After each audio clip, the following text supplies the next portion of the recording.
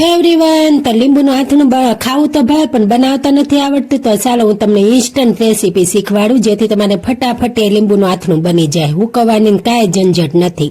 તો જો આપણા લીંબુ ગળી ગયા હતા, હળદર મીઠું કરીને મહિનો રહેવા દીધા હતા, તો ગળી ગયા છે.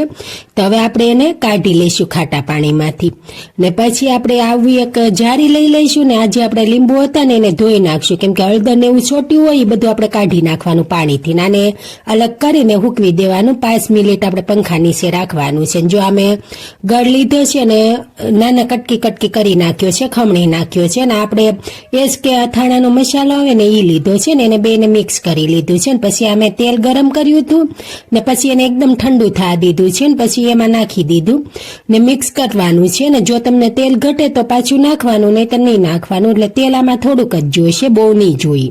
તો જો હવે આ મિક્સ મેં કરી લીધું છે મસ્ત, ને ઘડી કેમ રહેવા દેવું, જેથી આપણો ગળ છે ને એ ગળી જાય. તો હવે આપણો ગળ એકદમ ગળી ગયો છે, ને આપણા લીંબુ તે સુકાઈ ગયા છે. 5 જ મિનિટ મેં સુકા દીધા છે. બહુ સુકા દેશો તો શું થાય, પછી તમે ખાશો ને તો તૂટશે નહીં, એટલે એને 5 જ મિનિટ સુકા દેવાના છે, એટલે એકદમ નરમ રહેશે આ લીંબુ. તો હવે આપણે એને મિક્સ કરી લેવાના છે મસાલાની અંદર, ને હજી તે તમારે એને છે ને 2 મિનિટ દિવસ બહાર જ રાખવાનું, મિક્સ કરતું રહેવાનું, કેમ કે ગળ છે એટલે. તો જો આપણું મસ્ત લીંબુનું ગળું આથણું બનીને તૈયાર છે. તો તમે બનાવજો, ને મારી ચેનલને ફોલો કરવાનું ના ભૂલતા. મારા વિડીયો કેવા લાગે છે મને જરૂરથી કહેજો. તો હવે મળશું નેક્સ્ટ વિડીયોમાં.